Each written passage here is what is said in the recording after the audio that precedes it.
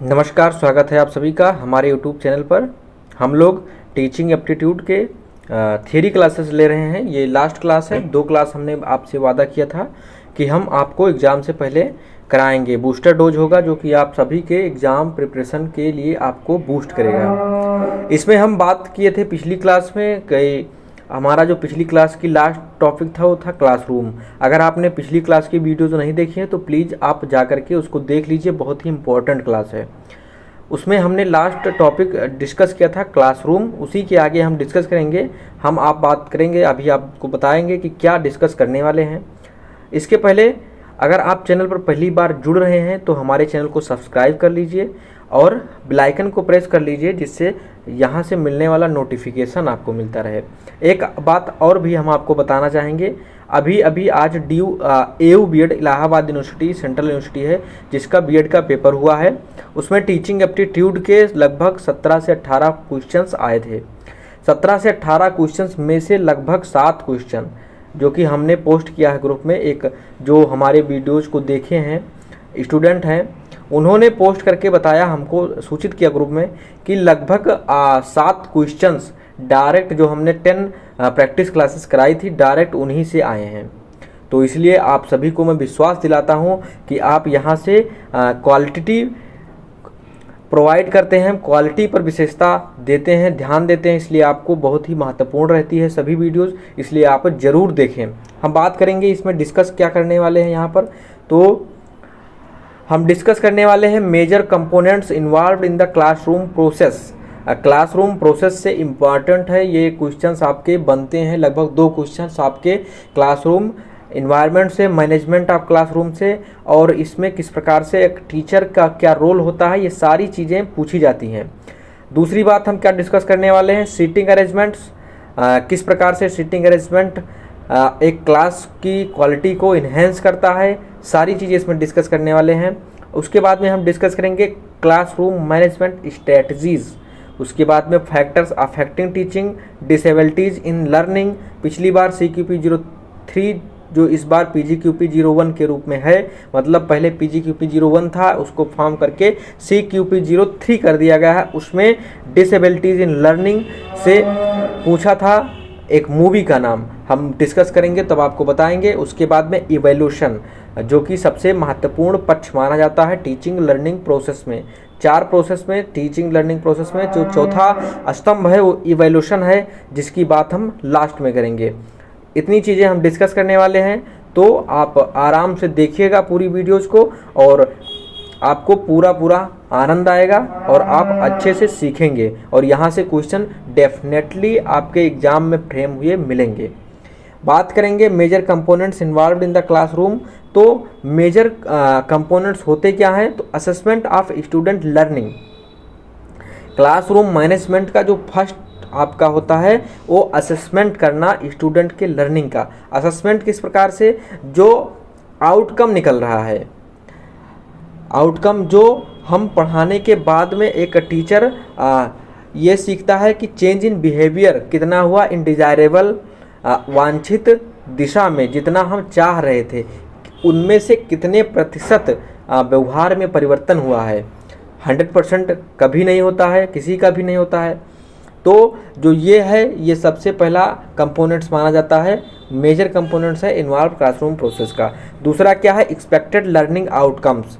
ये जो एक्सपेक्टेड हम जितना अनुमान लगाते हैं कि हम इतनी गतिविधियां करेंगे तो हमको इतने रिजल्ट आ जाएंगे, तो इन चीज़ों को यहाँ पर क्लासरूम मैनेजमेंट में कंपोजिशन के रूप में, कंपोनेंट्स के रूप में इन्वॉल्व किया जाता है। और तीसरा है क्लासरूम ट्रांजैक्शन। इसका मतलब क्या हुआ, classroom transaction involve all the activity which is required in the learning are taken care such as the infrastructure. जैसे कि इंफ्रास्ट्रक्चर हो गए या फिर अन्य कोई चीज़ें, ऐसी एक्टिविटीज़ जो कि आवश्यक हैं लर्निंग के लिए। लर्निंग मतलब सीखने के लिए ऐसी कोई भी गतिविधि जो कि इम्पॉर्टेंट है, महत्वपूर्ण है, वह किस में आता है, क्लासरूम ट्रांजैक्शंस में आते हैं। तो ये 3 बहुत ही महत्वपूर्ण कंपोनेंट्स माने जाते हैं क्लासरूम प्रोसेस के, जो कि है। इसमें पूछता क्या है, तो पूछता है इवैल्यूएशन। इसमें आपको 4 विकल्प दे देगा और चौथा विकल्प मोस्टली होता क्या है कि इवैल्यूएशन ऑफ द टीचर। तो वहाँ पर जो इवैल्यूएशन ऑफ टीचर है वो विकल्प गलत हो जाता है, ऑप्शन गलत इसलिए हो जाता है क्योंकि जो इवैल्यूएशन ऑफ टीचर का कार्य होता है, टीचर के इवोल्यूशन का कार्य क्या होता है, ये डाइट वगैरह करती हैं जो कि शैक्षिक संस्थाएं होती हैं, जो कि मैनेजमेंट में कार्य नहीं करता है। तो यहाँ पर अगर ऐसा प्रश्न बनता है तो आप ध्यान रखिएगा, वहाँ पर क्या हो जाएगा। हाँ, अगर इस प्रकार के प्रश्न बने कि इवोल्यूशन ऑफ टीचर या फिर टीचर से रिलेटेड कुछ ऐसा आया तो वो आपका वहाँ पर गलत आंसर हो जाएगा और वही सही रहेगा। इसमें नॉट के क्वेश्चन ज़्यादा बनते हैं। हम बात करेंगे आगे बात क्या करेंगे, इसमें अगला आपको बताए हैं सीटिंग अरेंजमेंट्स के बारे में। सीटिंग अरेंजमेंट्स होता क्या है, तो इसमें जो मोनोग्रेड क्लास होता है, क्लासरूम सिचुएशन होता है, उसमें एक टीचर जो होता है वो डिफरेंट टाइप्स के पैटर्न्स बनाने के लिए अपनी आवश्यकता के अनुसार सीटिंग अरेंजमेंट कराता है। जैसे कि आपको कोई एक्टिविटीज़ करानी है, सोशल वर्क कराना है, कोई ग्रुप वर्क कराना है, सेल्फ स्टडी के लिए मोटिवेट करना है या अदर लर्निंग एक्टिविटीज़ करानी है, तो उसमें ये क्या करता है, सीटिंग अरेंजमेंट हेल्प करता है। इस प्रकार से टीचर को सीटिंग अरेंजमेंट करनी चाहिए जिससे कि सभी बच्चों को उसमें इन्वॉल्व कर सकें और उनकी रुचियों को, उनकी आवश्यकताओं को हम ध्यान रख सकें एज अ टीचर। तो सीटिंग अरेंजमेंट इसलिए इम्पॉर्टेंट है। और क्या करता है, तो यहाँ पर आप स्क्रीन पर देख भी पा रहे होंगे, helps in developing social skill such as working in cooperation with others. तो जो सीटिंग अरेंजमेंट होता है वो हेल्प किस में करता है, सोशल स्किल को डेवलप करने में और कोऑपरेशन, दूसरों से, अन्य लोगों से कोऑपरेशन, सहयोग बनाने में। जब हम कोई कार्य करते हैं एज अ ग्रुप, जो क्लासरूम होता है वो एक प्रकार का सोसाइटी है। किस प्रकार के, जॉन ड्यूवी की एक कथन है कि जो क्लासरूम होता है वो समाज का एक आईना होता है, क्योंकि वहाँ पर समस्त जाति के, समस्त प्रकार की रुचियों के, हर एक क्षेत्र के नागरिकों के बच्चे होते हैं, हर एक कल्चर के बच्चे होते हैं, उनमें डाइवर्सिटी होती है। तो जो क्लासरूम होता है वो समाज का आईना होता है, इसलिए इसमें क्या होता है, सीटिंग अरेंजमेंट क्या करता है, डेवलप करता है सोशल स्किल को और दूसरों के साथ कार्य करने में सहयोगपूर्ण वातावरण प्रोवाइड करने में। दूसरी बात क्या होती है, टेकिंग कलेक्टिंग डिसीजंस। किसी तथ्य पर, जैसे कि कोई अगर बात करें तो सबसे अच्छा अगर माना गया है टीचिंग मेथड तो क्या है, group discussion method. Group discussion method सबसे अच्छा माना गया है। उसी प्रकार से उसमें होता क्या है कि ग्रुप डिस्कशन में क्या होता है, एक प्रकार से कलेक्टिंग डिसीजंस लिए जाते हैं। तो सीटिंग अरेंजमेंट इसमें हेल्प करता है कि हम किसी टॉपिक पर कलेक्टिव डिसीजन ले सकें, एक संग्रहित निर्णय ले सकें। अगली करता क्या है, developing emotional bonding. Emotional bonding को डेवलप करता है, विकसित करता है, सामवेगिक विकास को विकसित करता है। इससे जो टीचर और स्टूडेंट का रिलेशन होता है वो क्या होता है, बढ़ता है, उसके अंदर स्ट्रांगनेस आती है। टीचर और जो स्टूडेंट का रिलेशन होता है उसमें ये सहायता करता है। तो टीचर स्टूडेंट की रिलेशन बनाने में क्या करता है, सहायता करता है। Accepting and sharing others ideas and views. जो अन्य लोगों के दृश्य हैं, अन्य दृष्टिकोण हैं और दूसरों के जो विचार हैं उनको शेयर करने में, और शेयर मतलब कि दूसरों तक पहुंचाने में और उनको स्वीकार करने में यह मदद करता है। Respecting and assuming leadership role. नेतृत्व की भावना को बढ़ाता है और अन्य लोगों को, अन्य छात्रों को रिस्पेक्ट की भावना बढ़ाता है। ये सारी चीज़ें होती हैं। इसमें मैंने आपको पहले भी बताया है कि ये स्टूडेंट्स की नीड्स पर, क्लासरूम की नीड्स पर, उस क्लासरूम में किस प्रकार की एक्टिविटीज़ ऑर्गेनाइज होने जा रही है, इस बात पर निर्भर करता है कि सीटिंग अरेंजमेंट किस प्रकार का किया जाएगा। और यह अलग अलग तरीके से वैरी कर सकता है, अलग अलग तरीके का हो सकता है। तो सीटिंग अरेंजमेंट क्यों आवश्यक है, इन सारी चीज़ों के लिए सीटिंग अरेंजमेंट करना आवश्यक होता है। ये चीज़ें आपको ध्यान में रखनी है। इसमें एक चीज़ और हेल्प हो सकता है, जैसे कि एक कई प्रकार के ऐसे प्रश्न बनते हैं कि यदि एक कक्षा में कुछ छात्र जो पीछे की पंक्तियों में बैठे हुए हैं वह क्लासरूम इन्वायरमेंट को बाधित कर रहे हैं, तो इस प्रकार की जब गतिविधि आती है तो वहाँ पर आपको क्या करना है, जो पीछे छात्र बैठे होते हैं उनको आगे बुला लेना होता है। तो इस प्रकार के क्वेश्चंस को आपको ध्यान में रखने होते हैं। हम बात करेंगे आगे, और क्लासरूम मैनेजमेंट की स्ट्रेटजीज़ क्या होते हैं, उपाय क्या होते हैं। एक क्लासरूम को मैनेज करने के लिए एज अ टीचर आपको क्या करने चाहिए।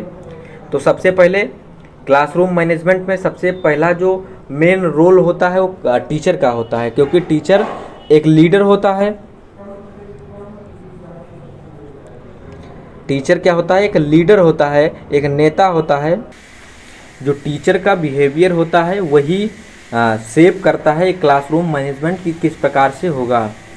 Teachers behaviour is the main contributing factor a skilful and इफेंशियल teacher manage the class in such a manner that he never faced discipline. जो डिसिप्लिन की प्रॉब्लम्स आती है वो कभी फेस नहीं करता है अगर टीचर के अंदर स्किलफुल क्वालिटीज़ हैं कि वह टीचर जो है वो मैनेजमेंट की बातें जानता हो। इसमें करना क्या होता है, तो टीचर क्या करे, give ample opportunities to children for self reflection.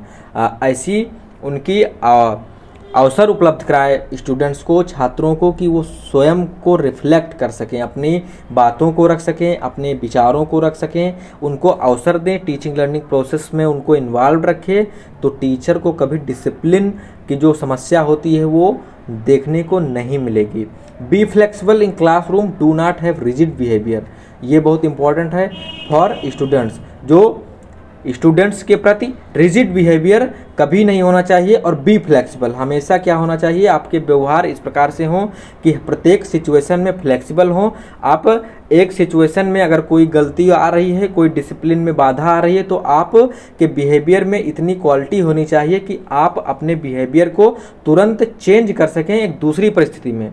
तो इसमें क्या होता है, फ्लेक्सिबल, लचीलापन होना चाहिए। Creating on emotionally pleasant and stimulating environment.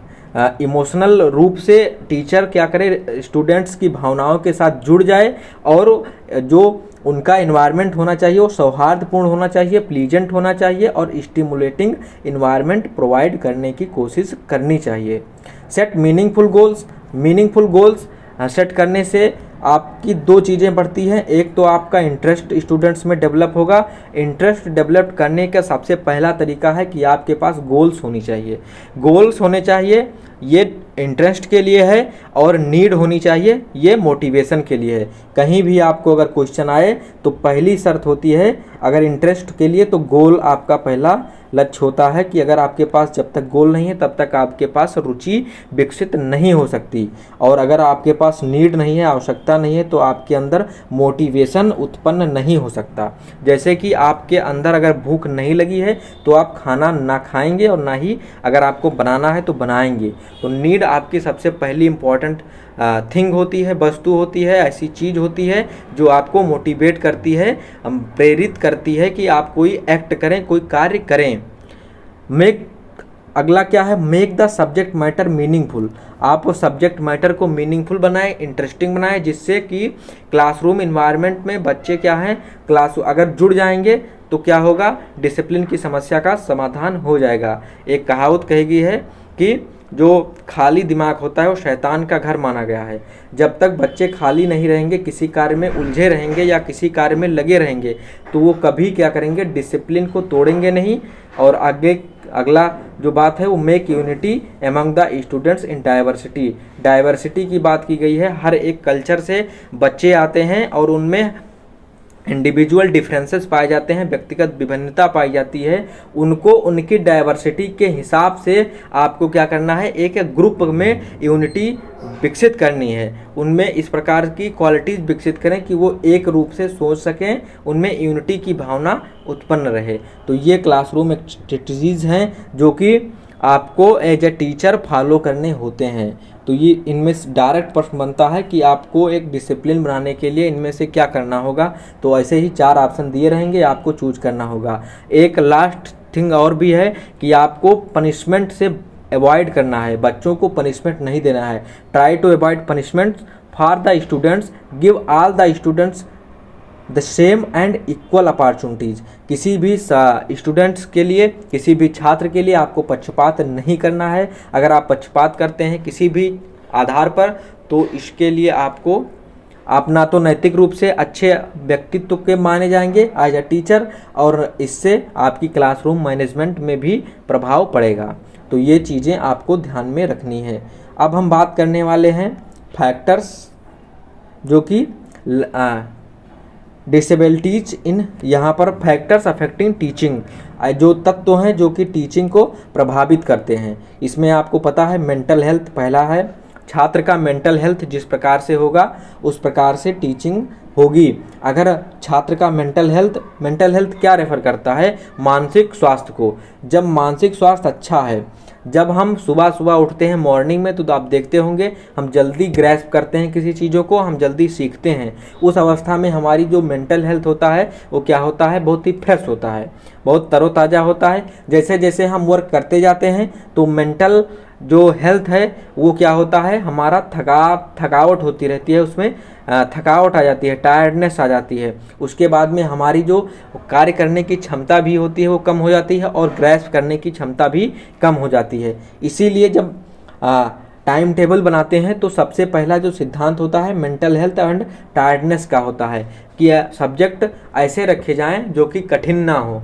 सबसे पहला चैप्टर होता है जो आप क्लासरूम में देखेंगे, जब आपकी क्लासेस लगाई जाती हैं तो सबसे पहला जो बेल होता है उसमें सरल चैप्टर लगाए जाते हैं, सरल क्लासेस लगाई जाती हैं, और उसके बाद में दूसरी क्लासेस जो होती हैं वो टफ सब्जेक्ट्स की लगाई जाती हैं, चाहे वो मैथ्स हो, साइंस हो, इन सारी चैप्टर्स लगाए जाते हैं। क्योंकि पहले बेल में, पहले कक्षा में जब बच्चा घर से जाता है तो आधी जो भावना होती है वो उसके घर में, रास्ते में जो बातें हुई उनमें लगी होती हैं। कुछ बच्चे लेट में पहुँचे तो उनमें किस प्रकार से स्कूल में एंटर करेंगे, किसी प्रकार का पनिशमेंट ना मिल जाए, इन सारी बातों में उलझे रहते हैं। इसलिए कभी भी टाइम टेबल में बनाते समय इस बात का ध्यान रखना चाहिए, पहला बेल जो हो वो बहुत टफ सब्जेक्ट का ना हो, और दूसरे और तीसरे बेल में टफ सब्जेक्ट्स रखे जाते हैं, क्योंकि यही मेंटल हेल्थ का सिद्धांत होता है। आगे बात करेंगे अटेंशन, अवधान। अवधान क्या होता है? अवधान वह क्षमता है जिस पर हम कंसंट्रेट कर सकते हैं। तो कंसंट्रेट करने की जो क्षमता होती है वो भी टीचिंग को प्रभावित करती है। रेडीनेस, सीखने की क्षमता, जो सीखने की क्षमता होती है, सीखने की ललक, चाह, जब तक कि कहते हैं एक जहाँ चाह है वहाँ राह है। जब तक कि आप सीखने के लिए तत्पर नहीं होंगे आपको सीख नहीं सकता है। एक आप जब पढ़ेंगे बीएड में तो एक मनोवैज्ञानिक थे E.L. थॉर्नडाइक, उन्होंने कहा था कि एक घोड़े को आप नदी के पास तो ले जा सकते हैं, पर वह वहाँ पर पानी पिएगा या नहीं इसका निर्धारण नहीं किया जा सकता है। ठीक इसका यही मतलब हुआ कि आप एक बच्चे को ज़बरदस्ती कॉलेज में, स्कूल में तो भेज सकते हैं, पर वहाँ पर जाकर के वो सीखेगा इसकी निर्धारित, इसकी आप कल्पना नहीं कर सकते, इसकी निश्चितता नहीं की जा सकती। क्योंकि जब तक उसके अंदर रेडीनेस नहीं है, जब तक वह सीखने के लिए तत्पर नहीं है, तब तक वह सीखेगा नहीं। फिर आगे क्या है? फैटिग्यू, थकान। थकान आपको पता है, थकान क्या है? हमारे लर्निंग प्रोसेस को अफेक्ट करता है, प्रभावित करता है, इसमें कुछ बताने की जरूरत नहीं है। अगला है मोटिवेशन, अभिप्रेरणा। स्किनर ने कहा है motivation is the super highway of learning, मतलब कि जो अभिप्रेरणा है वो सीखने का राष्ट्रीय राजमार्ग है। जब हम अभिप्रेरित होते हैं, अंदर से मोटिवेटेड होते हैं, तो हम उस वक्त बहुत ज़्यादा, बहुत तेज शीघ्रता के साथ सीखते हैं किसी भी बातों को, किसी भी तथ्य को, किसी भी सब्जेक्ट मैटर को। तो मोटिवेशन यहाँ पर इफेक्ट करता है। यहाँ पर देखिए हमने केवल लर्नर से रिलेटेड अफेक्टिंग फैक्टर्स लिए हैं, क्योंकि आपके एग्जाम में केवल और केवल लर्नर से रिलेटेड अफेक्टिंग फैक्टर्स आते हैं, और ये आपके एग्जाम के तुरंत बाद की वीडियो है, मतलब कि आपके एग्जाम कल से शुरू होने वाले हैं। तो उन्हीं पॉइंट्स को हम यहाँ पर डिस्कस कर रहे हैं जो कि आपके लिए बेहद इम्पॉर्टेंट है। इसके बाद में अगर बात करें तो फैक्टर्स अफेक्टिंग टीचिंग में 3 कारक आते हैं, एक लर्नर, दूसरा टीचर और तीसरा इन्वायरमेंट। तो ये 3 होते हैं, बट सबसे ज़्यादा जो क्वेश्चन बनते हैं वो लर्नर से बनते हैं। इन्हीं 4 चीज़ों 5 चीज़ों से आपको घुमा के प्रश्न आते हैं, तो हमने केवल उन्हीं का डिस्कशन किया है। हम आगे बढ़ेंगे। अगर वीडियो आपको अच्छी लग रही हो तो लाइक कर लीजिएगा और कमेंट बॉक्स में बताइएगा कि आपको ये क्लासेस कैसी लगी। इसमें हम बात करेंगे अब डिसेबिलिटीज़ ऑफ लर्निंग की। लर्निंग डिसेबिलिटीज़ की पिछली बार PGQP01 में क्वेश्चन आया था, किसके डिस्कैलकुलिया पर आधारित एक मूवी आई है, उस मूवी का नाम पूछा था जिसमें बताया गया था। तो मैं बात करूंगा उस मूवी का नाम क्या था। अगर आपको बताएं तो नील बटे सन्नाटा उस मूवी का नाम था। पंकज त्रिपाठी उसमें लीडिंग रोल में है और उस मूवी में क्या है, नील बटे सन्नाटा में मैथ के कैलकुलेशन से उस बच्ची को डर लगता है जो कि बाद में IAS बनती है। इतनी बैकग्राउंड मैंने आपको बताया। तो इस प्रकार की मूवी से प्रश्न बन जाते हैं, तो आपको ध्यान में रखना है।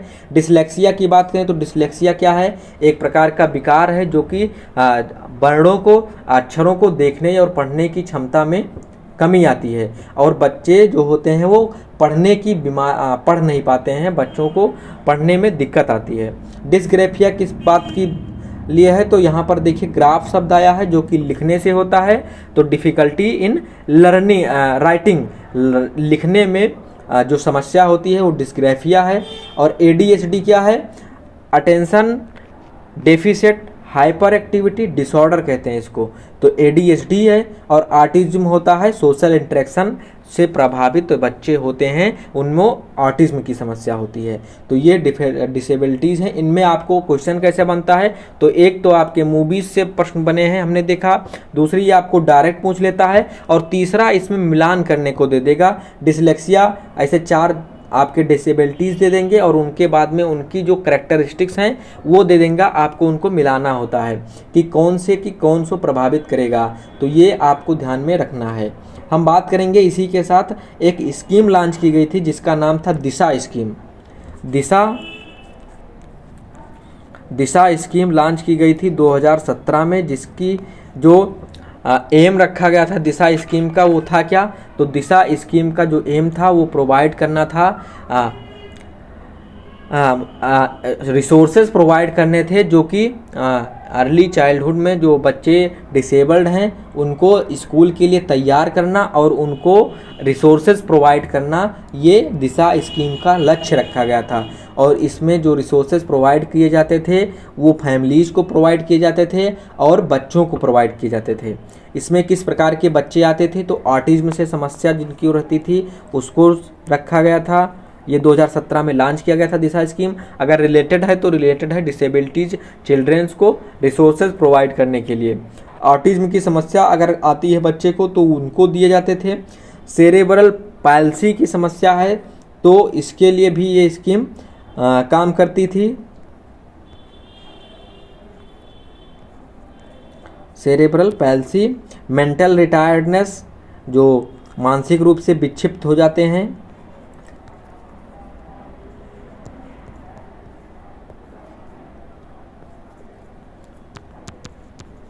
और आपके मल्टीपल डिसेबिलिटीज जो आती हैं जैसे कि हड्डी से संबंधित हो गया, विकलांगता या फिर अन्य सारी मल्टीपल डिसेबिलिटीज़ हैं, उनके लिए भी इसमें स्कीम थी जिसके प्रोवाइड किया जाएगा। हम आगे बात करेंगे इसमें। अब बात करते हैं इवैल्यूएशन के मूल्यांकन की। मूल्यांकन का उद्देश्य क्या होता है, तो मूल्यांकन का सबसे पहला उद्देश्य यही होता है कि हम जो पढ़ा रहे हैं, हम जो सिखा रहे हैं, टीचिंग में क्या वह सीखा जा रहा है इसकी जानकारी हमें होनी चाहिए। हम कितनी चीज़ें बच्चों को सिखा पा रहे हैं, उनके व्यवहार में कितना परिवर्तन आ रहा है, इन चीज़ों की जानना, इन्हीं का इवैल्यूएशन का मूल्यांकन का यही प्राथमिक उद्देश्य होता है। इसमें बात करें तो ये सारे टाइप्स लिखे हुए हैं।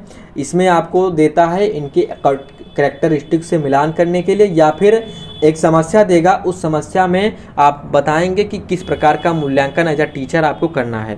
प्लेसमेंट इवैल्यूएशन क्या होता है? प्लेसमेंट इवैल्यूएशन जो होता है वो नेचुरल एबिलिटीज को जांच करने के लिए की जाती है। जैसे कि आपका एंट्रेंस एग्जाम होगा, इसमें टीचिंग एप्टीट्यूड के प्रश्न रखे जाएंगे।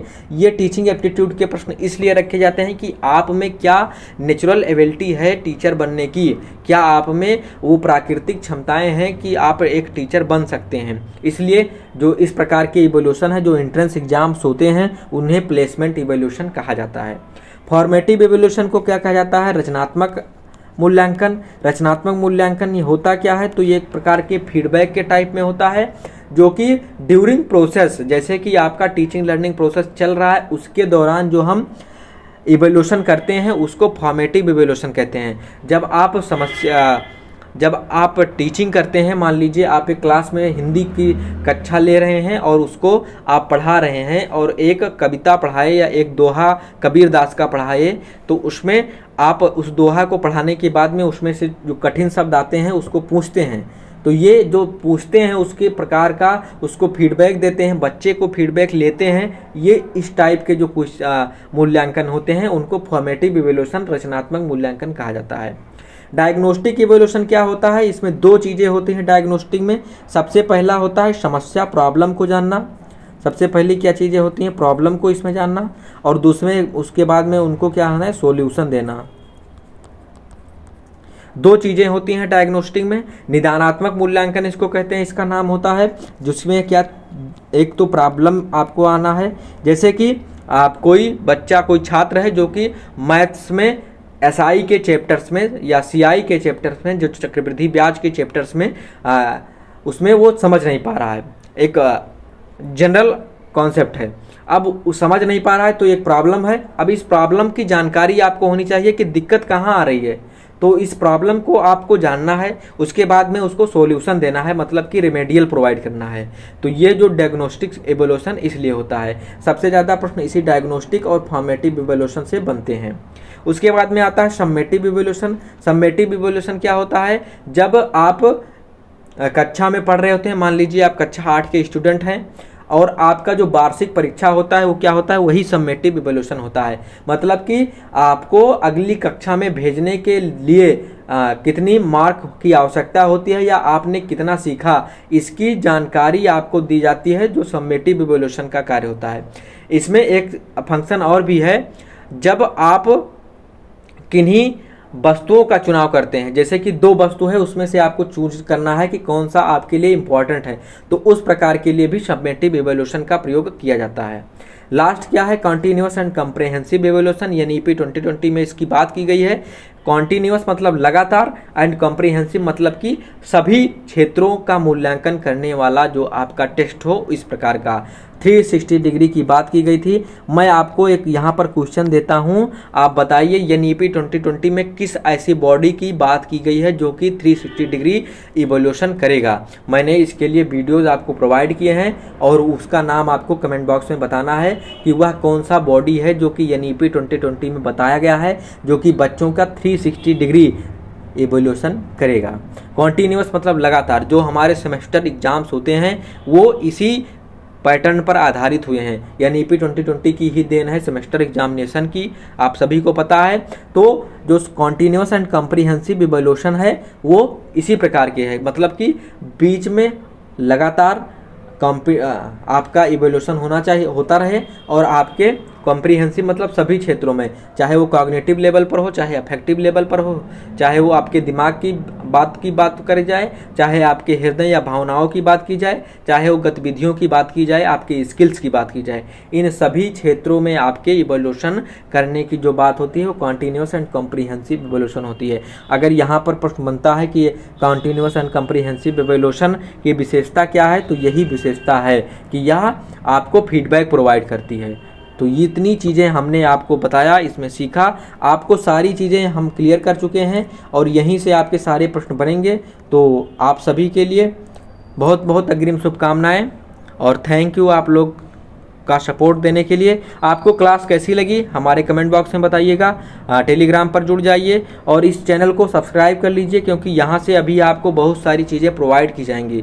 जैसे भी आपका एग्जाम होगा, रिजल्ट कब आएगा, कट ऑफ कहाँ से, किस कॉलेज को आपको चूज करना है, फॉर्म किस प्रकार से भरने हैं, डॉक्यूमेंट्स क्या लगने वाले हैं काउंसलिंग के लिए, और अन्य सारी जानकारी आपको यहीं से मिलने वाली है। इसलिए आप चैनल को इसी वक्त सब्सक्राइब कर लीजिए और अन्य लोगों को भी शेयर कीजिए। मिलते हैं अगली वीडियो में, तब तक के लिए नमस्कार। आपको परीक्षा के लिए बहुत ही अग्रिम शुभकामनाएं।